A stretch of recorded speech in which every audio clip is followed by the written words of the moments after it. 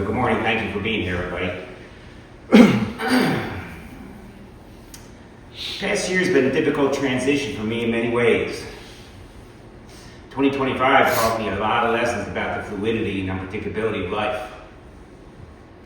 It reinforced the fact that nothing stays the same, no matter how much we want it to. I spent almost the last 20 years with the love of my life, my soulmate. My marriage was the enemy of many. And she left me. I had a wonderful mother for 55 years. A few weeks ago, she died. I've lived in my dream house for the last 10 years, and now it's up for sale. I love teaching, yet the passion has faded as I prepare for retirement. I had a plan till my final days. I'd be living in my dream house, and my wife would be there to comfort me when my mother passed and celebrate with me when I retired. That plan never came to fruition. These changes brought forth a flood of emotions. I responded to turmoil in my life with resentment, sadness, and anger as they replaced any joy I had at the time. I began to notice that when I responded to the situation with anger, I was angry. When I chose to respond with sadness, I was sad. And resentment just fostered more anger and sadness. So why was I angry and sad and resentful? These reactions did not lead to any solution. I was attached to how life was at the time. I was attached to my marriage, my house, my passion for teaching.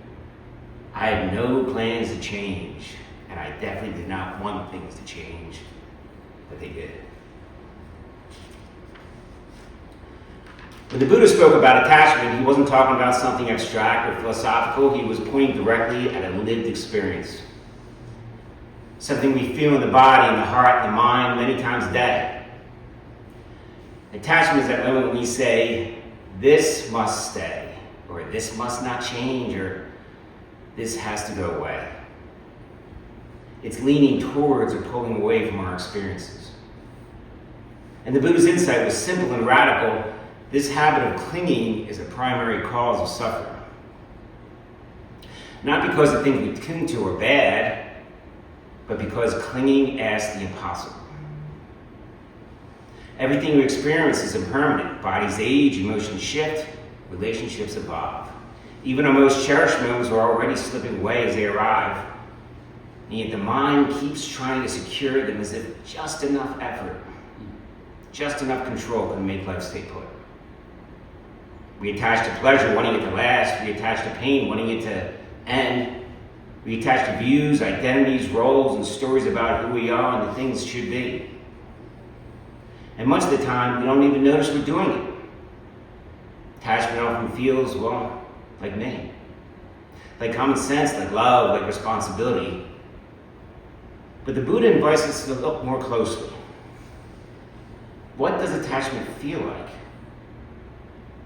Often it's a tightening, a subtle contraction of the body, a sense of urgency, a feeling that something essential is at stake. There may be fear underneath, fear of loss, fear of change, fear of not being enough. In my case, fear of being alone.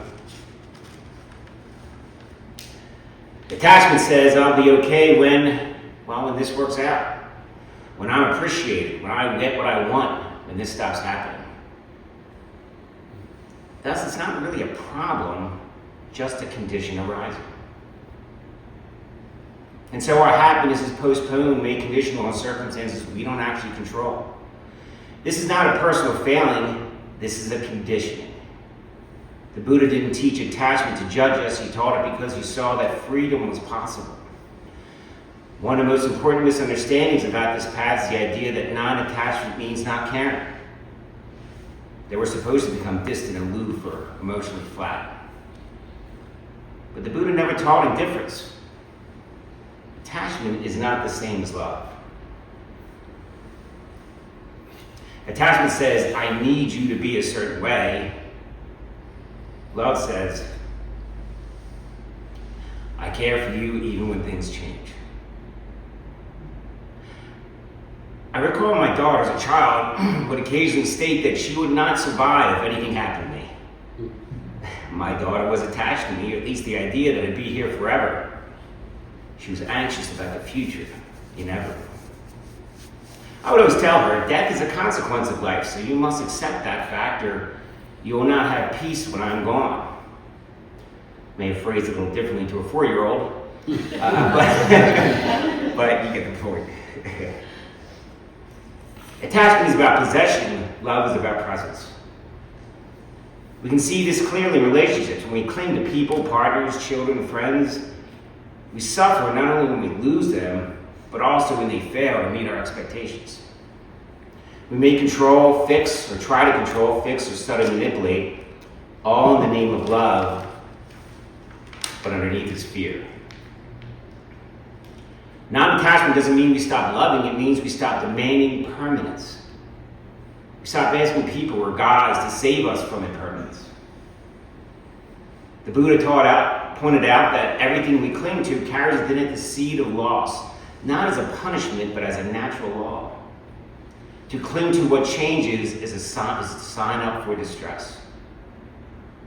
So what do we do? The practice is not to get rid of attachment. That just creates another layer of struggle. Instead, we begin by noticing it with mindfulness and kindness. When attachment arises, can we recognize it? This is clean. It's not my failure, not my flaw, just a condition arising in awareness. Often when we stay present, we discover that attachment is guarding something tender. Beneath it is vulnerability, longing, the wish to be loved, safe, and seen. When we meet that tenderness with compassion, instead of judgment, something begins to soften. Instead of anger, empathy. Instead of resentment, compassion. When attachment loosens even a little, we experience surprising freedom. Life continues, pleasure and pain, gain and loss, praise and blame. We're not as tightly bound to the outcome.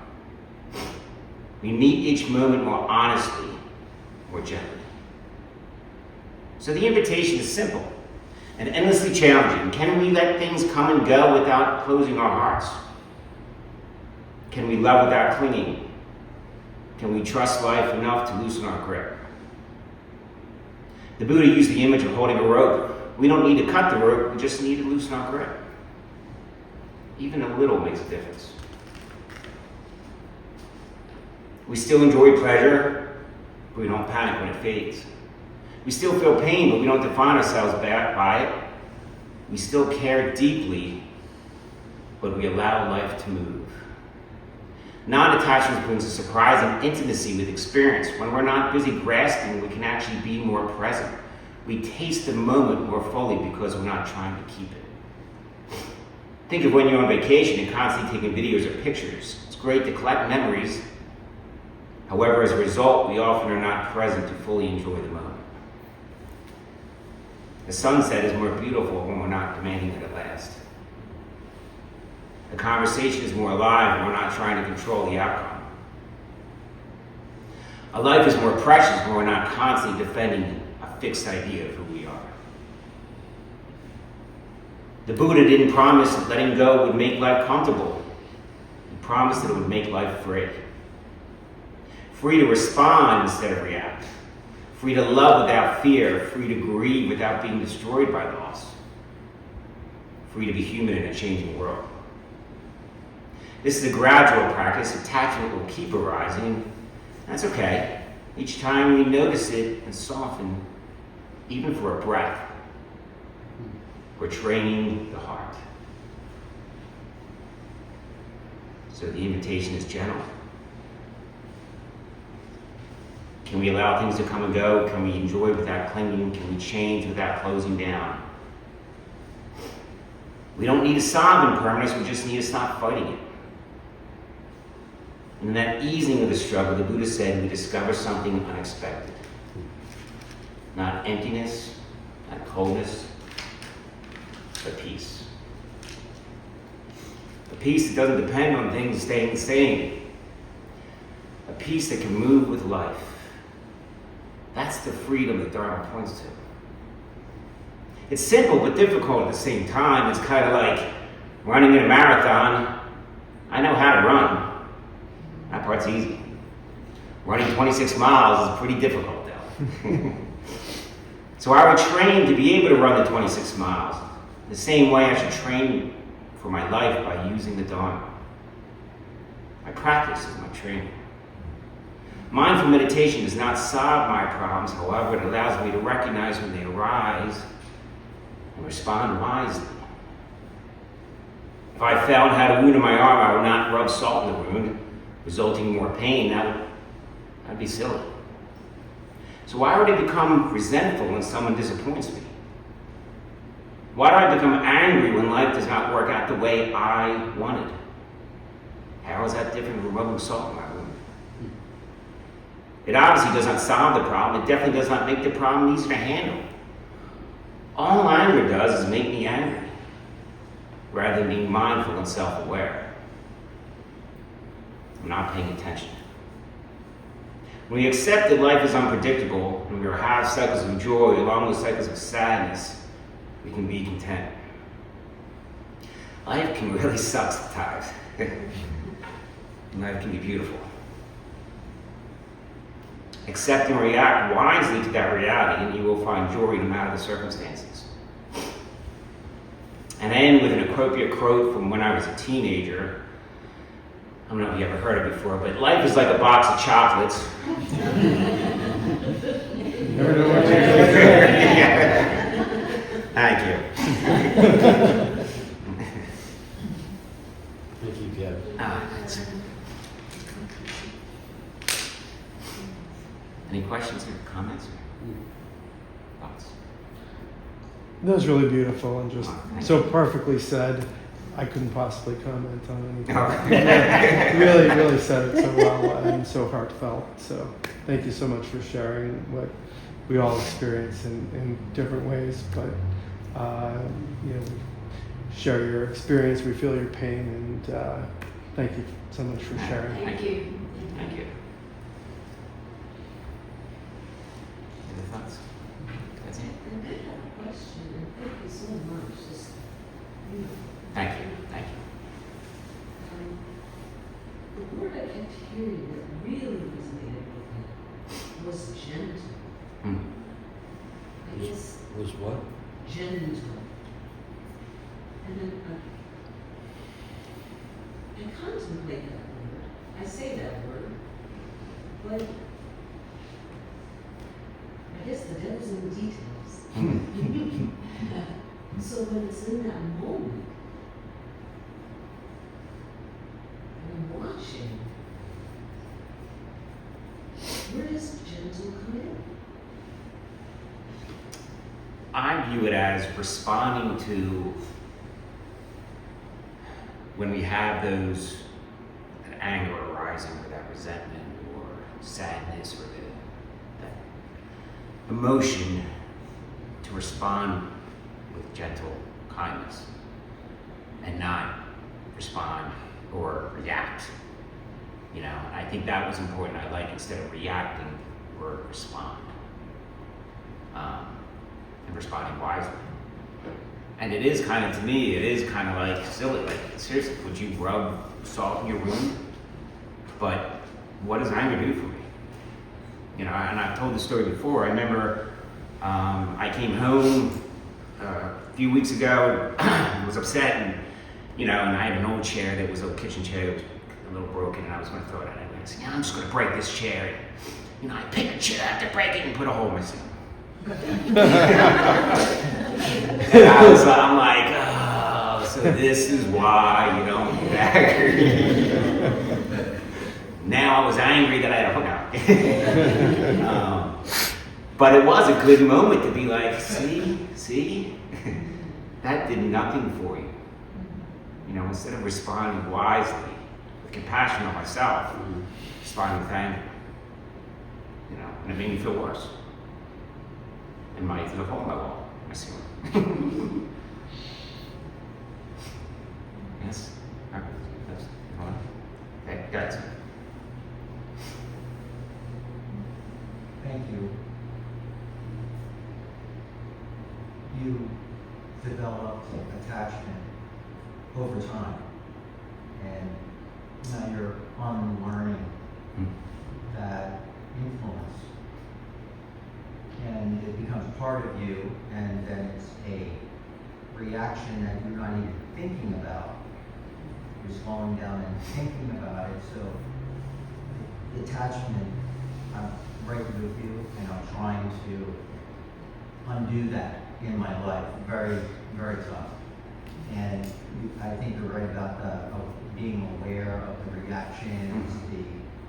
It's just so embedded in every molecule, and something's wrong.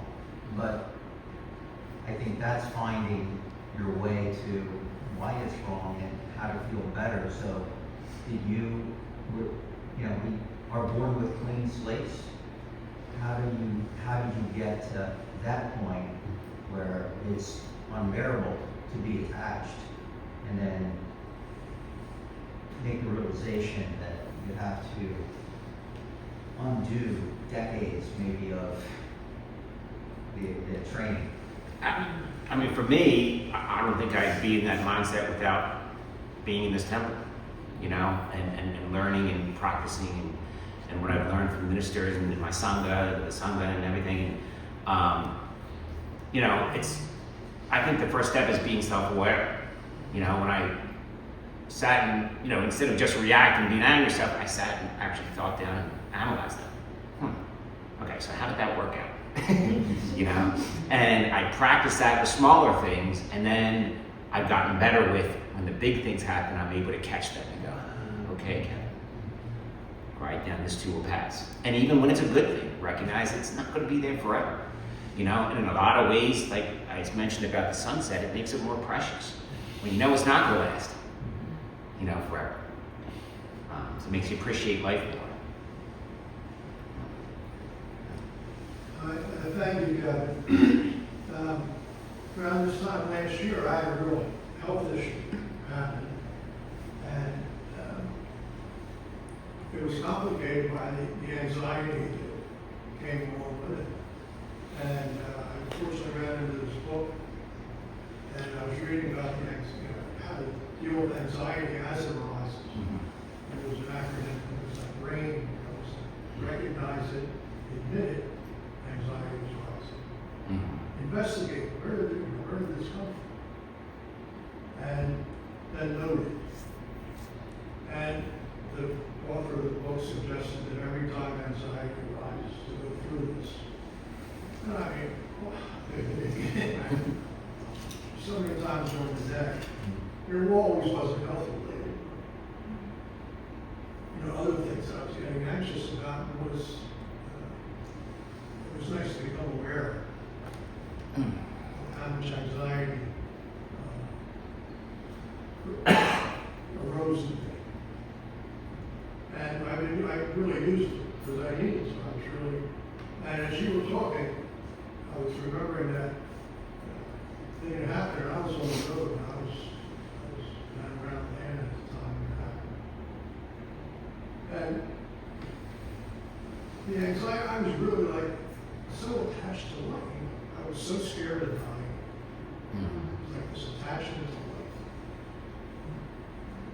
And it was the first time I ever really, now you think about somebody in your family passes away, it's unfortunate loss. But I hadn't risen to me yet. That I was, only I could die next world. And how I was clinging, forcing memories, and stuff. And I had to let go, or it was going to get worse. The anxiety would get worse. It was an interesting phenomenon to be in. And now I look at it as fortunate. There's a real learning time. And as you were going through what happened to you this year, you really got some learning times this year. And you reacted to it in this way. And like you said, if you happen to sit in your practice, being in this temple,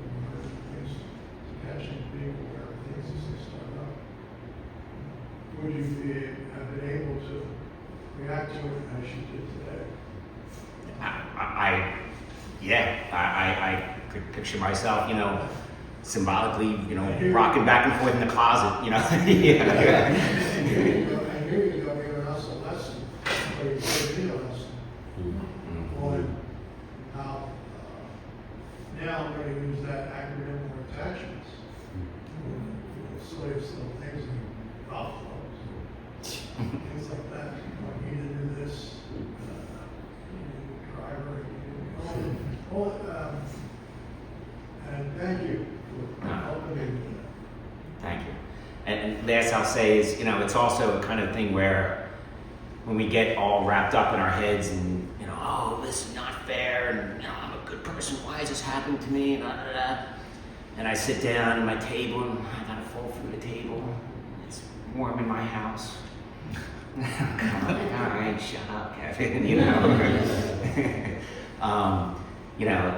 we're all gonna have, when we don't want those things to happen to us, that's when we suffer. When we refuse to accept that stuff's gonna happen, good and bad, neutral, and they'll all pass, including the big one, death.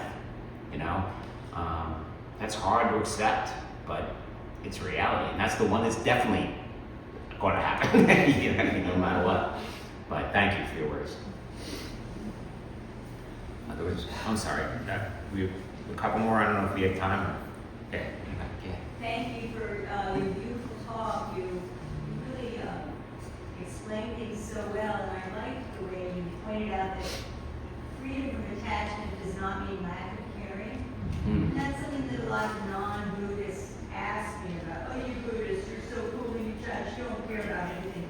I think your explanation of that was very good. I also like your mention of the rope. I once had an experience in life like you did. I really lost everything and I was a wreck. And I read something there that said,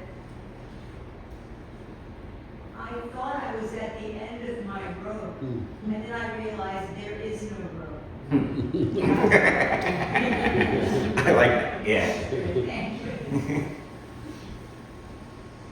I just want to thank you so much. I always love your talks because you share things that are happening to you, and you talk about yourself, and then I can identify with things that you're talking about. And that kind of speech or whatever delivery, it really gets, I understand so much. So thank you so much. Thank you. Thanks, guys.